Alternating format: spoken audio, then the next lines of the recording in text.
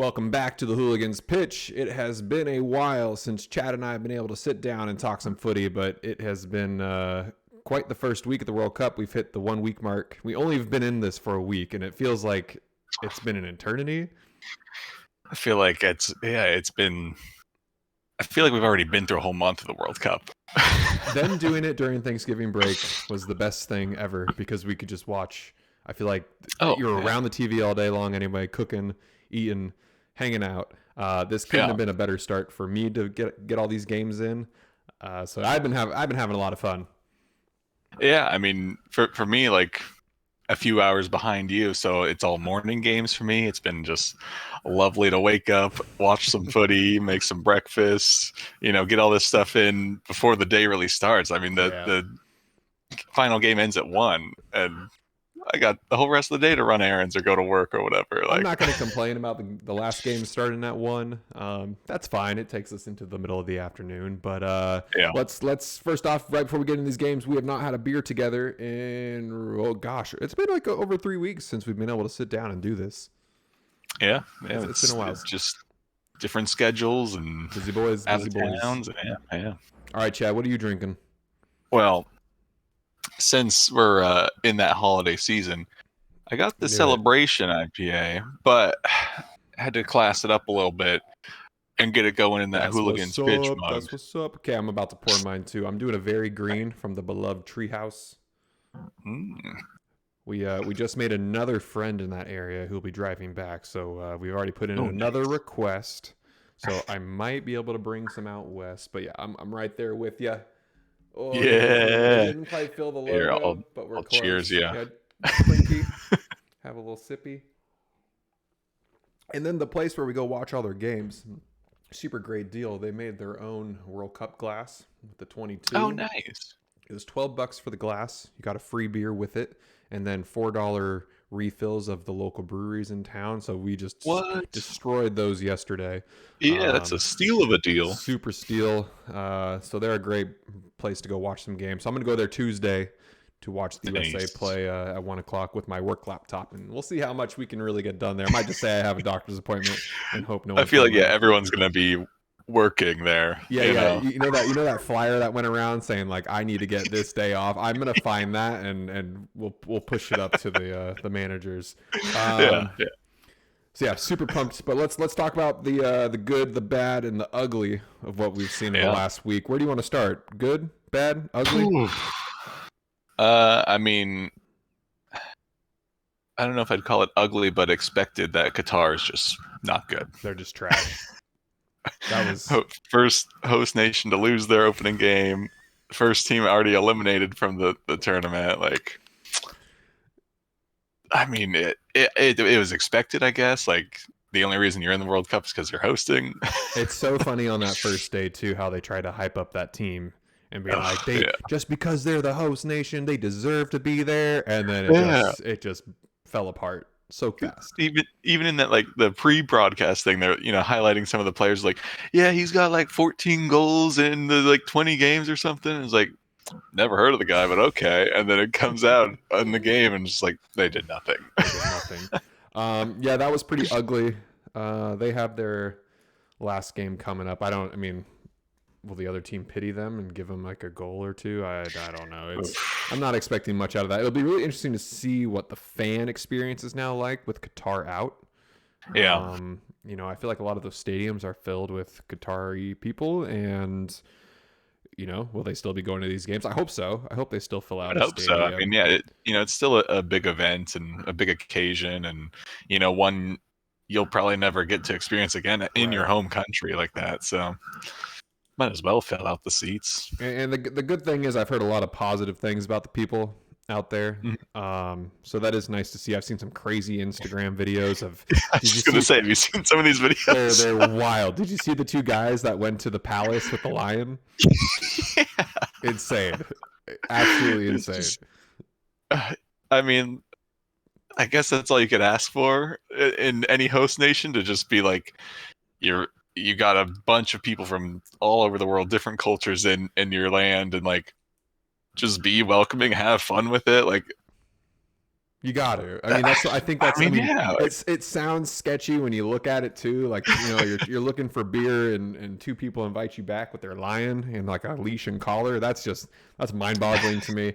Glad it's working out for everyone there. I haven't heard really any yeah. horror stories. Um, No, no. I mean, the worst I've heard is that they keep confusing flags for like gay yep, pride flags. yep. But The guy from Brazil. Did you see that one? yeah, Yeah, yeah, that that was one. unfortunate. That's just that's a shame. Yeah, Um, the Ecuadorian fan who was, showing the money sign. I thought that was golden. And then I guess you see FIFA sent a warning to the Ecuadorian FIFA or Football Association saying like, "Hey, your yeah. fans, they're trying to, your What? fan needs to tone it down." Like, come that Oh, one come fan, on. like just Yeah. because he was on camera, yeah, pretty ridiculous. Um, yeah, that was pretty ugly. I think I want to kind of just keep going on that ugly train. Mhm. Costa Rica losing to Spain was one of the ugliest starts ever It's a to a World Cup for a team. that's a rough open for sure. Like, I mean, credit to them for coming back against Japan and getting a win now, but like that's going to be a tough locker room after that game and be like, all right, tournament started and we're already in this really deep hole. And now they have a chance to get out of group, which is just crazy Yeah, too. yeah. Um, Well, I mean that's the thing is, you don't need a crazy amount of points to get out of these groups. Like goal differential's gone, so that tiebreaker won't help you. But right. if you can just win some games and you can make it out. It'd be wild to see. It'd be a great story, and I still think they could. Um, Oh yeah, Germany and Spain just played. That game was intense, but neither team each team showed they still make mistakes. hmm Maybe not as many as Costa Rica made against Spain, but what I saw yeah, in Costa Rica this morning against Japan is that first half they played super safe. Basically, they did not okay, want to lose 7-0 again. And yeah, then when they realized, hey, like we're kind of comfortable here, we played a fairly safe game. We're at 0-0. Let's turn it up a little bit and see what we can do. And that was like a way different Costa Rican team. yeah, And when Japan played Germany, I think Germany let off the gas a little bit, so oh for sure, Japan took advantage of that, and this was the exact opposite for Japan. Costa Rica stepped on the gas, and Japan was like, "This is what we're yeah, supposed to do at this point." And I think that kind of like it was a little conflicting in their coaching staff. They didn't really know how to counter that, and they just never did. Costa Rica was definitely the better team that for the second hmm 45. yeah. I mean that the last day of that group is just going to be crazy. Like Yep. Spain's in the lead with 4 points, but then Japan and Costa Rica are both on three. Yep. Like it's anyone's group still. So Could you imagine the you know, scenes if Japan beats Spain and Costa Rica beats Germany? I mean, it could happen. Like Crazy. That'd be wild. What do you I'm know when here that for is? it. Oh, I'm totally here for it. Um, what? Maybe I like gotta hear that. Thursday, It's the first. Friday, something like that. So yeah, Thursday. Thursday. All right, all right. That'll be a doozy. So yeah, I guess that was ugly to good. Yeah. I didn't expect that transition on my end, but that was a good thing to see. Um, Another ugly. Do you have any? Um, And it I think we should change. Not bad, but just ugly. just ugly, Just ugly. just ugly. I would maybe say like.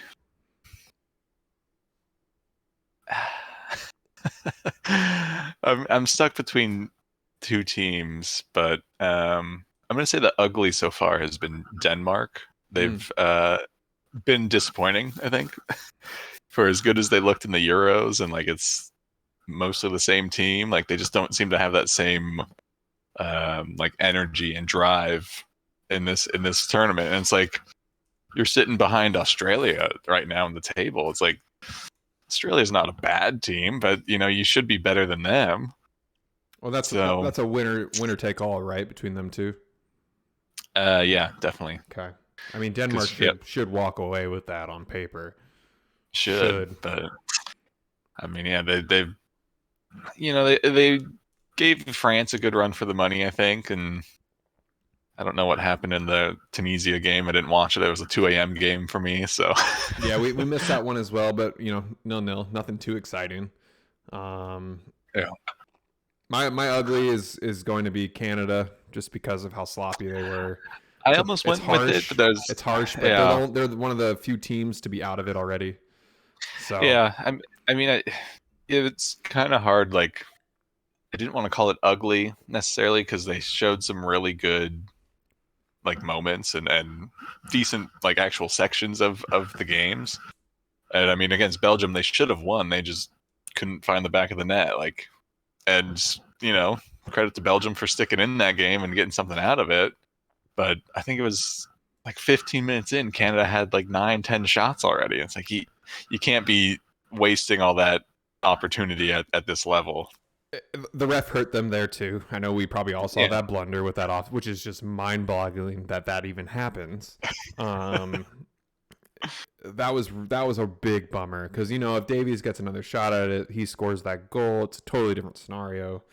yeah, Um, yeah, that's you're right. Ugly is harsh for Canada. I just if your team is already bounced out before your third game, that's ugly to me. yeah, You throw Mexico in there too. Mexico hasn't even scored, so it's like yeah. I mean, yeah, for like Canada again today with Croatia, they looked good. They started good. I mean, I got the goal 2 minutes in, but then I don't know. It was kind of after they conceded that goal that was eventually offsides. After that, it was just like madness in the yep, back. Like no one was defending, no one was meltdown. getting back. Like yeah, and it just continued the whole rest of the game. Which I mean, they're a young team, so mistakes will happen like that. But just kind of a bummer because they are exciting to watch, and they have been in these two games for at least moments of the games. But yeah, I think it was a okay showing for your first World Cup in quite a while, and you know, leading into the next World Cup, you're already in it, you're already qualified, so you got Those to say, like kind of like Theo was saying, like they proved they could qualify for it and get to this World Cup. Yeah, So I think them, Canada, and a couple other teams like the Netherlands, who are a fairly new squad put together, good team, but I haven't really been through like a tournament like this in a while mhm. together. Those teams need some scars. Yeah, Same with USA. It's a whole new squad. That's why I'm not expecting the craziest things to happen. But mhm. those teams need scars and reminders on like how they lost in the past and what they need to adjust in the future. So, Yeah, you know, I think we all knew Canada wasn't going to do amazing things this World Cup. This was all a build for 2026, which is what I think the USA is going to do as well. I think mhm. Mexico is now in that spot where they should have rebuilt this World Cup. They have so many old Yeah, guys starting on their team, and now they're going to have to do a whole new thing in 4 years, and they'll never have those guys playing with each other until 2 years from now when things start to pick up again. I'm not sure how qualifying is yeah, going to work for host nations. Not There's not a lot of urgency, I think, with qualifying teams. Like, you're already in, so like what's there to really worry about? But with Mexico, yeah. I'd be very, very concerned moving forward, because you're losing your goalkeeper, who's been there for the last ever since we were children. And that guy shows up for the Man, tournaments, makes you wonder, like, this isn't his last World Cup. Would he be there in 4 years when it's at home? That wouldn't shock me. I yeah, I wouldn't be surprised to see him. He's 37. He'll be 41. The oldest goalkeeper in this World Cup, I believe. Oh man, I think he's 39 or 40. I believe it was Hennessy with Wales. He was up there. I want to say Serbia's keeper, but I'm not entirely Mm, positive on that one. But we got a couple old guys in there, so again. It's Ochoa. The dude shows up yeah. for these World Cups. He's a great Oh keeper. yeah. Super fun to watch. So yeah, those are kind of my uglies. I really want to talk about the bads though, because the Yeah. bads are teams that should be good, and Look, they're I'll just open this door right now. I don't think I've said it on the podcast, but I told you and told everyone else Belgium is crashing and burning this tournament. And they got the win against Canada. They did not look good though. no. They lost against Morocco.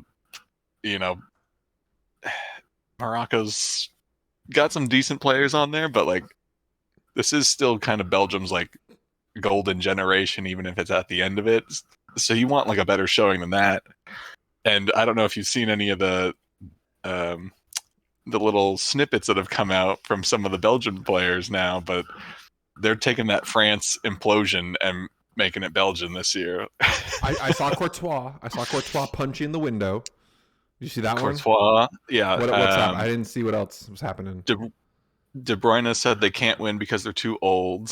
And then I think it was Vertonghen. Yeah, Vertonghen came back. It was something like, oh, I guess we're just like too old in the attack or something. So they're like, wow, kind of fired. Yeah. So now is Vertonghen making that a direct statement towards De Bruyne, or is he talking about Lukaku? Because like Lukaku's not, is he 30? He might not even be 30 yet. They had Batshuayi up there. He's fairly young. They didn't bring Origi, which I thought was a mistake. Yeah. I mean, it just seems like I don't know if either one is, too targeted. Like De Bruyne himself is what, 30, 31, something like that. So like he's maybe including himself in that, we're just too old of a squad, but it just, that's a weak you don't excuse. Yeah, you don't want to, even if you're thinking that internally, you don't want that to like come out into the press and like have all these different snippets coming out, and so I think they're I wouldn't be surprised if they don't make it out of the group, honestly. I mean, it's Morocco, Canada. Morocco just has to win or draw because they have the tiebreaker against Belgium. If Belgium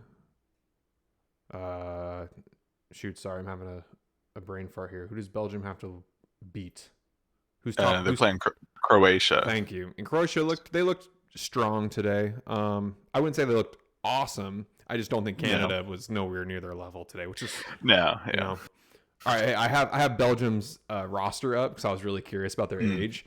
The old statements are pretty accurate. The more I look at this squad, Alderweireld 33, Vertonghen 35, De Bruyne 31, Courtois 30, Axel Witsel 33. I did not know he was that old.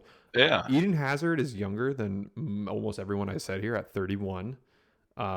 Dries Mertens 35, Munier 31.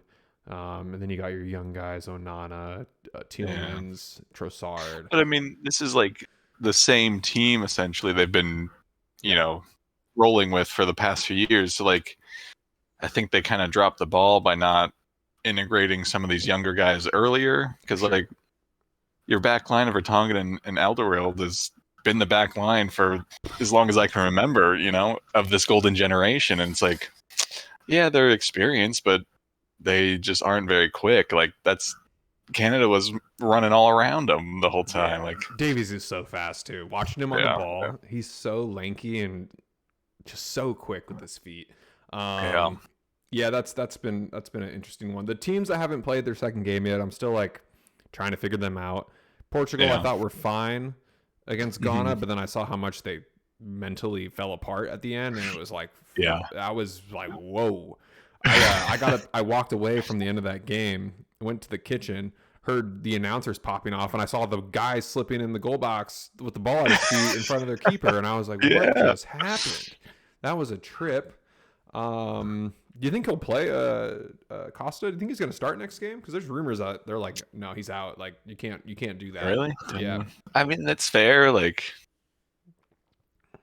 or I don't know. Like maybe you just stick with him because is your starting keeper for now, and maybe that's his wake up call. That you got to stay focused for the whole match. You can't drop at any point. But I don't know who's their backup right now. Saw. Oh, it is Saw. Mm-hmm. I mean, Saw's not a bad choice either. Like he can make some crazy saves, and that's what I'm thinking as well. As I don't know Portuguese keepers that much, but I'm like, who is the more experienced? Who has maybe been around a little more? Jose Saw's 29 and Costa's 23. So Costa has a lot more growing to do and could be their keeper for the next 15 years. So do you want to cut him from the starting squad at this ripe young age of 23 to get your 29-year-old in there? I don't know, but also your dude almost just lost you this game by dropping the ball because he was not paying attention. And I saw a lot of comments on Reddit saying like, oh, the defenders needed to tell him, someone was behind him, which they countered with someone did, and that one person was Bruno Fernandes. But only one person out of that whole squad knew someone was behind him. Like that's Portugal's lapse too. So I don't want to blame him Oh yeah. entirely. But I just do find it fascinating. It's really easy to shift a blame onto someone when you have a lot of your backup teammates there for you to call that stuff out. I don't know. That's the keeper in me says you should be your head on a swivel. I've never had that happen before where someone was behind you, but like, that doesn't happen very often. No, and I mean, yeah, they're lucky to get away without that being a goal. So Crazy. I don't know. Hopefully the coach just replays that clip in the locker room and be like, all of you communicate what is happening here. Like, we can't let that happen. All right, I'm gonna move on to another bad, turning into good. Argentina losing to Saudi Arabia. That was, I think, a wake up call for them. They needed to, I think, get a little shook, a little spooked, and I think it worked. However, going from Saudi Arabia to Mexico doesn't feel like this huge, upgrade of teams. If anything, a downgrade of teams. So, you did your job against Mexico, but I don't know if Argentina has it to go all the way. No, they still didn't look great against Mexico. It still seems very just kind of disjointed. They you don't always want to play through Messi because when he gets the ball, it's 2-3 guys are on him. But it just seems like no one else would step up and really do anything. It was just they would run up there and lose the ball, okay, and then get it to Messi, and he kind of makes some movement or a pass, and then lose the ball, just sloppy. So I don't know, maybe it was one of the cases of just playing down to Mexico's level, and maybe against Poland they'll do a little bit more because they know they need a win to safely get out. Yeah, they've looked a little shaky so far. Yeah, that group's really interesting now with Poland because they're kind of on my bad to good. Lewandowski finally getting that goal, which was a gift. I don't think he's mentally broken that stigma of I can't score in the World Cup because that was handed to him. And then I don't know if did you get to watch that whole game? No, I caught the highlights of it though. He had multiple chances. I don't know what they showed in the highlights, but they had multiple chances to score, and he just. I don't know. He missed a chip. He could have chipped him. The guy just swatted him out. There were a lot of just opportunities for him to do something different, and he just didn't. And it just makes me wonder if there's so much pressure on these guys. Where I have to be the man, and if he would have held the ball for a little bit, found someone else making a run, could that have worked? I don't know. So I think that game would be super interesting. If I had to put money on it, I think I'd still go Argentina, just because Poland hasn't shown me anything special. And Messi is special. That goal was so good. He was so far out and just lasered it. Yeah, you got to still bet on Messi, especially with this probably his last World Cup. If it comes down to this last game and that it's do or die, he's leaving it all on the field. He's not going to go home with any energy left. He's going to make sure he did everything he could to try and get through this. Yeah, and Emmy had a good game. His save, you see his save? Yeah, it was great. On that free kick, oof. Yep. So, as we start to move into our fantasy league too, in the next round, I'm kind of looking at what keepers I want to roll with and who's going to probably go to PKs. And he's definitely up there. So that'll be fun to watch. I don't really have anyone really too much in the bad zone. The goods, though, got a couple goods. I think England had a great start, kind of tailed off against USA. I want to save the USA talk for last, like we kind of talked about. That was a good one for me. We haven't seen Switzerland yet. I'm still so curious about them. I didn't get to watch their first game. Did you? No, neither did I. But they got decent players on that team, so yeah, I think they should probably get out of their group, I would think. Well, after Monday, games moved to 9 and 1 o'clock for me. So I'm assuming that's 7 and 11 for you. Yeah, I think that's what it is. So we'll get back-to-back games happening at the same time. That's gonna be really busy. Yeah, it's gonna be kind of insane. It's been so nice right now, just go from game to game to game, and now it's what do I watch? Yeah, I took a little hour nap in between both games this morning. That was worth it. the good Japan beating Germany. That was sweet. Too bad they Yeah, that couldn't was get it that was done. cool. Like, I mean, I kind of had a feeling Japan would have some little upset in there somewhere. I didn't watch the first half of that game, but I came in for the second, and I mean, it was like just all Japan the whole time. Like Mhm. Germany just they got their one goal in the first half, and I felt like they just like, all right, that's it, game's over. And Japan, they're all so quick, and they just have that fight and just like team cohesion to all be on the same page and all just like push for the goals. And I love watching sure them. enough, yeah, They're super fun. And my other good is Ecuador. Like, yeah, yeah. like draw the Dutch, beat Qatar like you're supposed to. They might move on. Yeah. Wouldn't surprise me if they do. Valencia is hurt though. He got knocked. Oh, he is. Got knocked on his first game pretty hard. He got knocked on his Hmm. second game pretty hard. I don't Oof. know what they're gonna do with this game. He currently has the most goals scored in the World Cup with I think so. Mbappe. Yeah. Does that sound right? Yeah. Um, and then France, man, only team Wow. to win both their games. Isn't that kind of wild? The only team. That is kind of wild. Like I we still mean, have 2 days. We still have 2 days to go. But as yeah. of right now, uh, yeah, I mean, I think that's pretty interesting.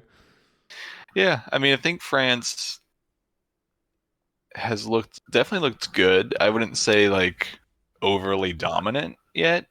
I mean, against Tunisia, they probably will, but they at least look competitive. They're staying in the games, and even when they went down against Australia, like they didn't freak out. They just like kept their same game plan, and got the win out of that. And yeah, I mean, I think Brazil should probably join them in the undefeated group after tomorrow, but No Neymar though.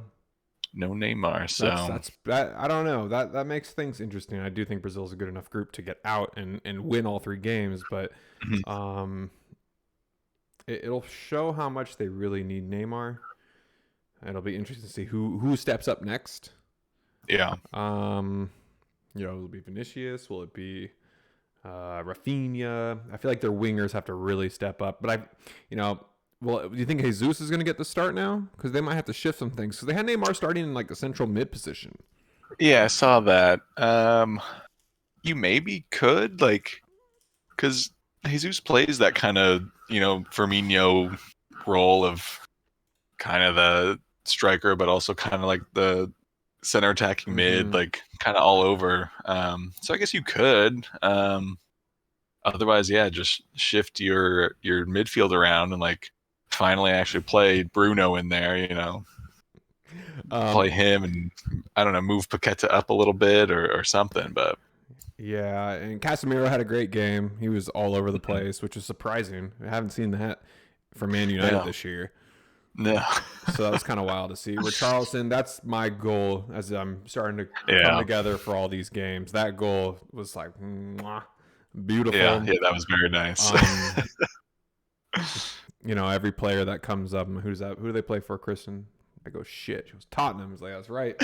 But then he scored that banger, and I was like, oh, man. It's like, all right. Yeah, I mean, club wise, he plays for a team I don't care for, but even in Premier League, if he scores that goal, like you got to respect a good goal, and especially do it here, World Cup, world's biggest stage, right? And Mm-hmm. like to get a goal like that is pretty nice.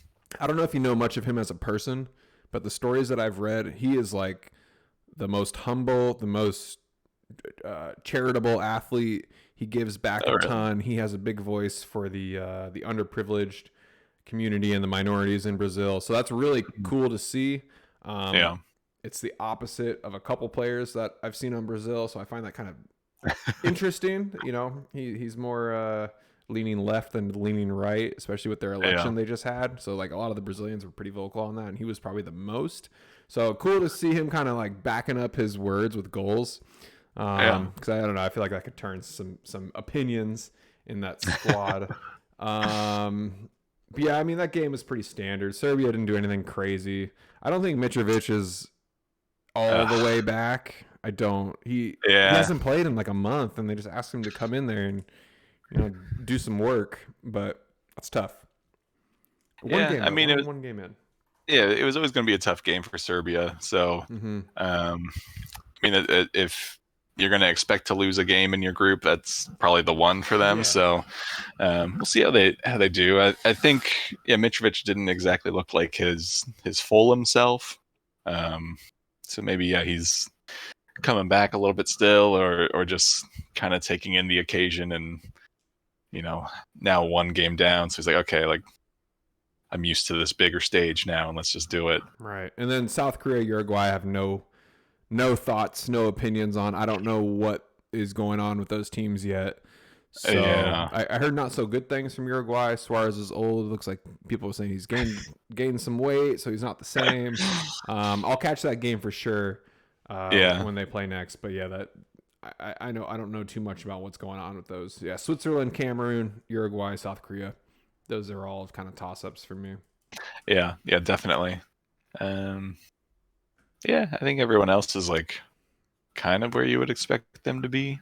Mm-hmm. Maybe like your Argentina and Belgium's and Germany's, I guess, are not, but like Yeah, there's always Australia going to be being some second. upsets. It's the teams that just don't have a win.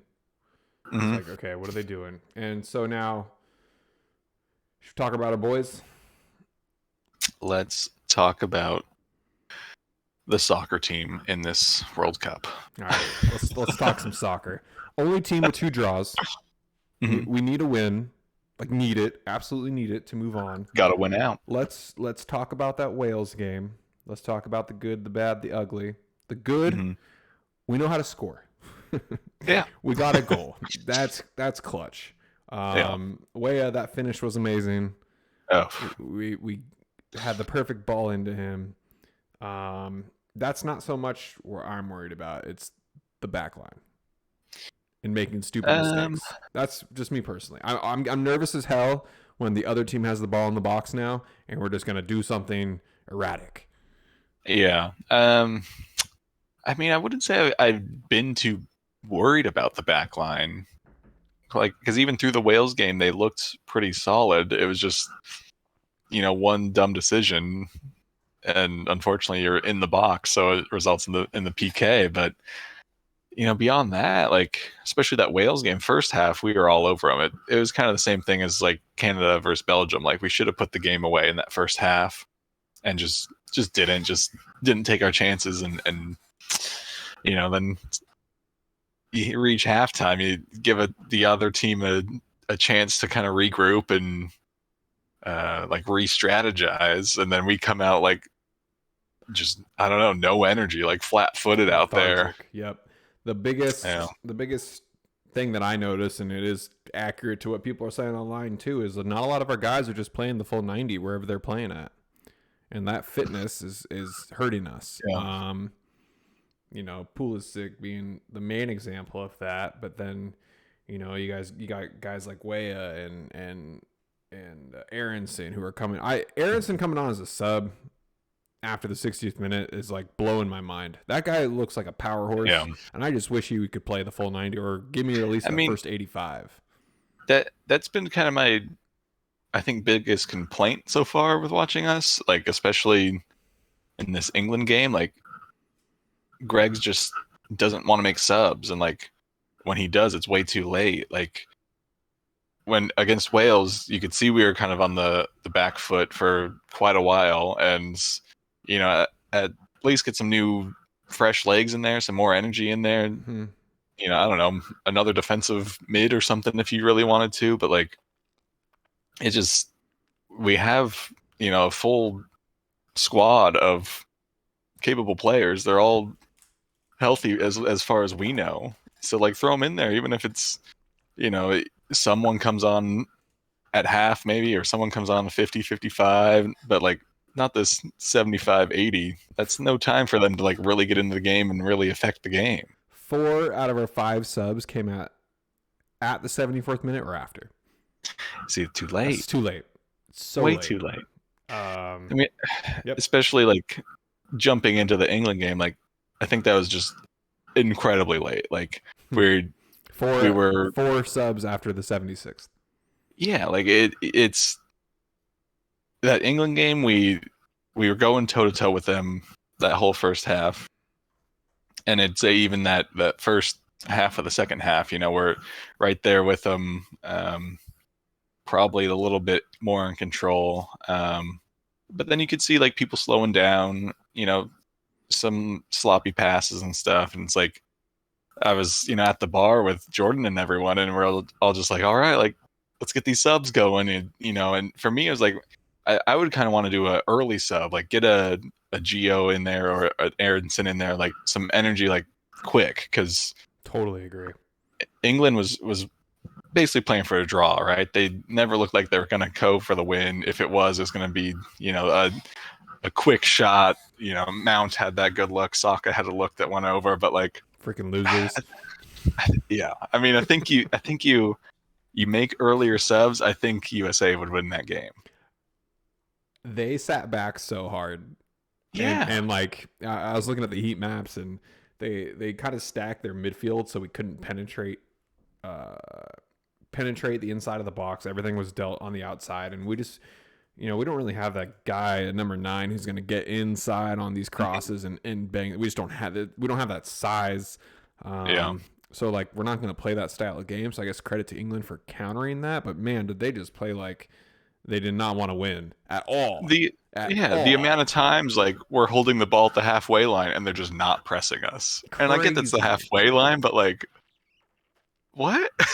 Did you see all the bars in England freaking out, being like, "We just drew"? No, I didn't. Oh, they're fantastic. People throwing beers and shit. They were going they're going pretty wild. They're so mad at their team for being like, we couldn't beat these guys, and we just talked so much shit. All the dudes that were guessing score lines, it was like 4-0, 4-0. It was all this, and like, nope. I mean, even I was predicting like a 2-1, and I mean, I went with my heart, so I said USA was going to win on like a late goal, but like I at least expected England to get a goal or at least like threaten after the goal, 6. right? You just got 6.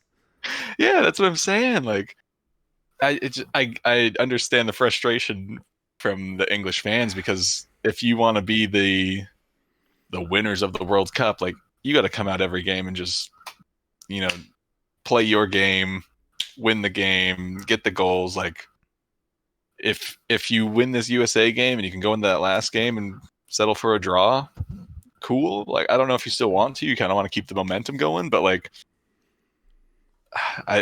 USA definitely looked like the better team on the day. Like, and again, I think earlier subs would have changed that game and probably could have got a win. So if we don't get out of group, Greg, rumors Greg is still going to stay, which I think is kind of a mistake because he didn't prove anything. Yeah. So for his sake, now if we do make it out of group, do you believe he can stick around? Is that enough? Does he prove his worth?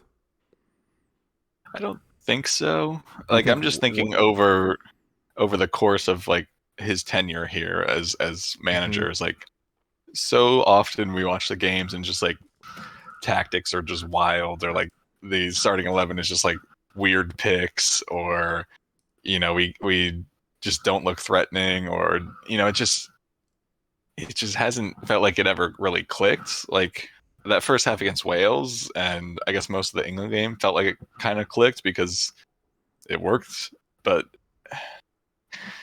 I don't know, he doesn't bring enough, I think, like excitement to his strategy, I guess, for me to like make me want him to stick around longer. So what do you think we need to do different against Iran? Well, or if anything, it's gonna be or nothing, because I mean, we did what we needed to do against England to get a draw. Yeah, I mean, I think you kind of want to stick with your England strategy, because it's going to be a tough game. Both teams are going for the win. Like, I don't think Wales will beat England, so pressure's a little bit off of Iran, but like, it's easier to win the game to get through than like struggle with a draw or something, right? So they're going to come out and want to do that. And I mean, we need the win, so we'll have to come out a little bit more than them. So I think you probably kind of stick with your England setup. I think I'd like to see, Aronson or Reina, if not both, somehow start in there. Like, Mm-hmm.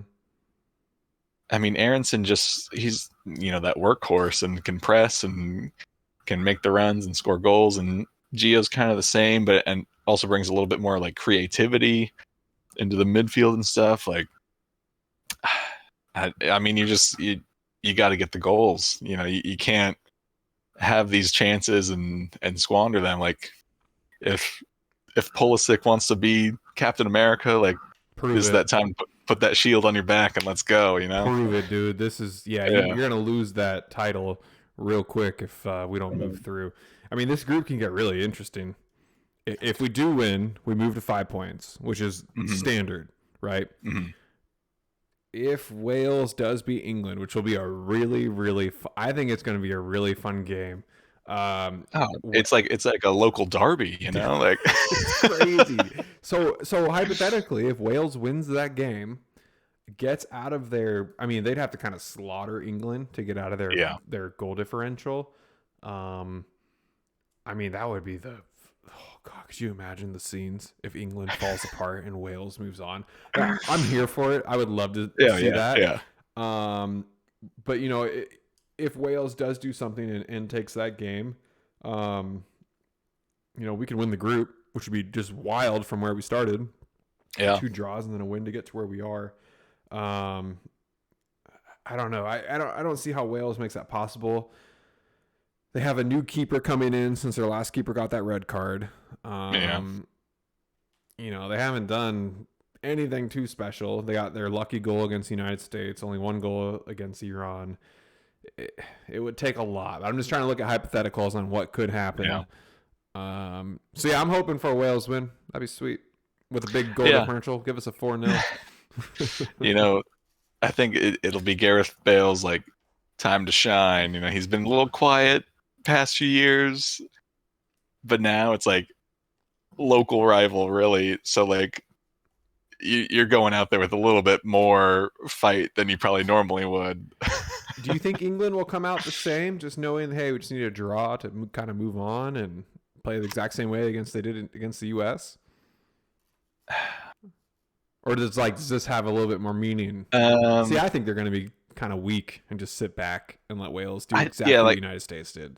I don't know that they're like consciously coming out to just get the draw, but this just seems to be like England in tournaments for the most part, right? That they have the talent in the team, but they can't like translate that into actual wins for the most part. Like, yeah, they got to the final of the Euros, which is like an achievement, of course, and like 6 past Iran in the first match, but I don't know. You would have hoped for a better showing against the U.S. and to not have that. If I were an England fan, I would still be nervous going into this Wales game. Wales needs 4. I don't think they'll get 4. What if they have 3 by like the 80th? What does England do? Does England say, okay, let's just go score a goal really quick? Or do you think they're going to be like, let's keep sitting back? What would you do if you're England? Oh, boy. I'm going to make this into existence. I'm wording this into history. I like it. 3-0 Wales at the 80th minute. What does England do? I feel like you got to go for the goal, right? It ain't working what you're doing. Yeah, and like you've seen the teams try and park the bus and defend for 10, 15, 20 minutes, and then they still give up a goal because you're just defending for straight 20 minutes. Like, and your personnel back there defending. Yeah, you got Harry Maguire who's just ready to score that OG. Yeah, I mean, let's hope it happens. It would be a great thing to see. Wild. I'm so here for it. And that game will happen simultaneously, or is it in the morning? I'm gonna look at the schedule really quick. I think that should still be separate times. Okay. I think so. Tuesday? No, same time. Oh, rude. Wow. Okay. That's gonna make it interesting. I mean, look, even if Wales gets to 3-0 by the 80th and doesn't get through, to have England lose like that in their final game, that's going to throw off all confidence England had. Like, for sure. Yeah, Wales is the real winner there. Absolutely. Yeah. Well, that's going to be a doozy of a match. I hope we can reconnect that night. We can do a quick little fantasy, little touch up. Any players that you're looking to get in for the next round that you kind of have your eyes on and you want to get out of your team? Too early to say. I think a little bit too early. Like, can I give a suggestion? Yeah. I think if Spain moves on, we have to throw a Spanish player in our squad. Yeah, I think that's definitely like one of the things I was thinking of. I mean, I definitely have to get rid of Eustachio from Canada.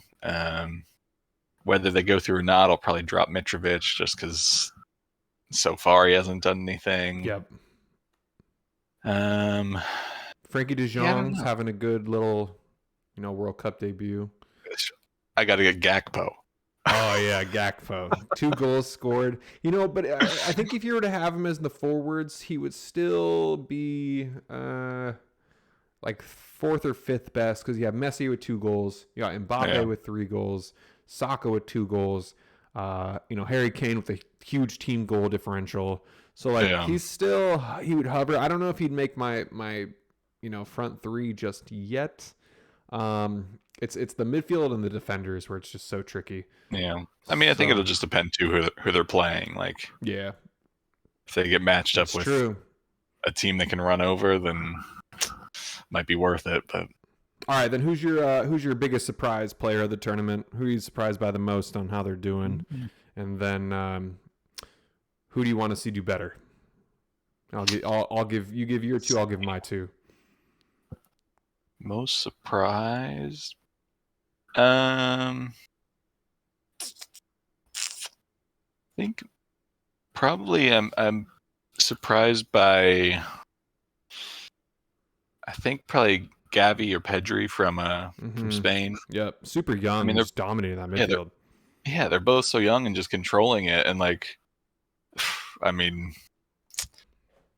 just to have that like youth already in the team and like already like looks like they're got their spots solidified for quite a while now is like fun to see and fun to watch, and they're both just so energetic. It's and like the Xavi, Iniesta like generation all over again. This is what we're going to be seeing. Yeah, so I like both of them. Yeah. Yeah. For me, it's Morata. 2 goals in 2 games. Like, the guy has never really shown on the big stage, and now he's like getting it done. So it's like kind of kudos to him. I don't even think he made the Spain squad for the last World Cup. He didn't. He got cut. So definitely a bounce back. Yeah, I mean, I think Spain they've kind of been a little bit of that sleeper, and like it's kind of what I said going into this. Like, I just don't know what to expect from them. But they've looked good. They looked a little shaky against Germany today, but still pulled out the win. So you're going to have those games, and as long as you get the points from it, then all right, move on. Yep, I totally agree. Yeah. Disappointment. I don't know if I'd fully call it a disappointment, but I would say Harry Kane. Like, I know he's got a couple assists to his name, and it definitely is like still contributing to what England's trying to do. But I mean, he's your main striker. You would hope he's getting goals too, right? Like Golden Boot from 2018. Yeah. So I mean, I think you need him to step it up if England has any chance of like actually winning this thing. I do want to bring up, he won the Golden Boot last year's 2018 World Cup, but I did read a stat that he scored his 6 goals all in the group stage and nowhere else. So he's saving himself for later. If we want to call it that, I'm going to say he only has energy for the group stage and nowhere else. That's where I'm looking at. And then my other one's Kevin De Bruyne. Come on, man. You're the leader of that team. You're the Premier League Player of the Year. Is that too harsh? It's I think a little bit harsh because like he doesn't have any strikers to go for. This is where you need to carry your team if you're that guy. That's all I'm Yeah, saying. yeah. I mean, that's fair. Like he definitely could and should be playing better. Um, but I think just also how they're setting up, like Trossard has been in great form for Brighton, and he's not even getting a look in this Belgium team. It's like, Crazy. why? Like, Crazy. I get he kind of plays in Eden Hazard's position, but like, okay, give Eden some of the game and see how it goes. And when he doesn't do anything because he's a little bit, I'm going to say washed, then you throw Trossard in. He's got the energy. He's been scoring pretty regularly for Brighton. Like, why not? You guys got to change something up, especially now. Well, when 35-year-old Dries Mertens is coming on before Trossard, it's like it just Yeah, shows. I think Roberto Martinez has this bias towards his boys, and he hasn't had a lot of work with all those other guys, so he just doesn't have that trust in him yet. I don't know. I think De Bruyne's a good enough player to where he needs to show up, and he hasn't. He hasn't done yeah, anything. He really has not done one thing yet in this cup. yeah. And I mean, after hearing his comments today, I feel like he is like just maybe never really into this World Cup. Yeah. So I don't know. Yeah, he definitely needs to do better. Oh, I do want to go back to our like standouts. Tyler Adams has been Mm, fantastic for US. yep. Just like everywhere in that midfield and running into these tackles and just like I'm glad he's the captain because he's making the plays that can like swing the momentum for the team, and to like have your captain doing that and like leaving it all out there is gotta be something great to see as a teammate out there. It's like, oh yeah, like we got this game, or let's get back on the attack here and try and make something happen because that guy's just been everywhere. I need to focus on this World Cup, but let's end on this. 4 years from now, Matt Turner will be 32. Serginho Dest, 26. Walker Zimmerman, 33. Anthony Robinson, 29. Tyler Adams, 27. Weston McKennie, 28. Musa, 23. Weah, 26. Sargent, 26. Pulisic, 28. Acosta, 31. Yedlin, he'll be 33. He'll probably be out. Jordan Morris, probably out, 32. Haji Wright, 28. Brendan Aronson, 26. That is like prime. That's prime age. See, and that's been my thought process throughout this whole World Cup is just go out there, get this team and these guys as much big tournament experience as you can, because we're too young, too inexperienced to really do anything this World Cup. We should make it out of the group, but yeah, you take the lessons and the experience, but then 2026, you're on home soil. Every game's going to pretty much be a home game for you. Everyone's like in their prime age range, right? Like this state is so pumped up already on 4 years from now on what the city is going to look like. Kansas City is only 2 hours away from us, and like, we're not going to be here anymore, but I would happily come back just because of what I saw at their watch party and how excited everyone gets. And yeah, like, this is a soccer town waiting to blow up. And oh god, it's gonna be so fun. So we got to start saving up for 4 years from now, because I think we might do a little bit of traveling. But I mean, I think that's kind of where I'm at. Is like, I gotta at least see one of the group stage games, if not try and make it to all of them. Well, San Jose, a lot of them are gonna be in San Jose. Yeah, that one for sure. I know LA will definitely get Seattle, some of the games, possibly, and I think Seattle is in there too. So like, just kind of depends where they end up playing. Yep. But I mean, yeah, it's all lining up perfectly for USA to make a good deep run and bring it home. It's soccer now. It's soccer. Yeah, deal with it. Yeah, but I think it'll be cool though too, because like, Canada's young right now, and in 4 years' time they'll have more experience in that team. Mexico, they're hard to read right now. Like, I think they're kind of at the point that USA was for the 2018 World Cup. Like, very easily could have not made it. Yep. So they can turn things around in time too. But like, I feel like it's gonna be an exciting time. Like, this World Cup's been fun to watch, but then to go and like be able to experience a World Cup. Home soil, baby, is coming. Yeah. Yeah, I'm pumped. But one day at a time. Tuesday, 11 o'clock Pacific time, 1 o'clock here Central time. I will be pulling out my hair, trying to focus on work, but stress out at the same time. So I will be. I mean, I know I said when we were doing your bracket that I expected a loss against Iran because it was going to happen. I don't want to talk about it. I hope I hope I didn't predict anything.